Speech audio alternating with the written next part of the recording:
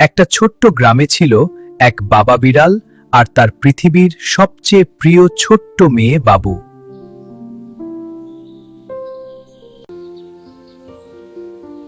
মা নেই, কিন্তু বাবাই তার সব, বন্ধু, ভালোবাসা আর পুরো পৃথিবী।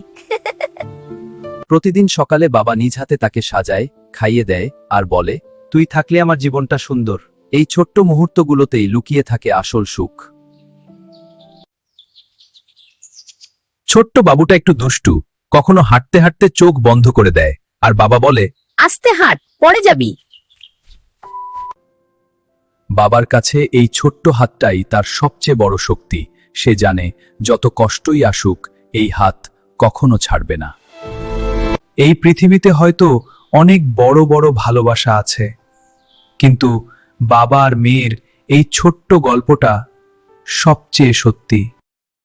কারণ সে শুধু তার মেয়ে না, সে তার পুরো পৃথিবী।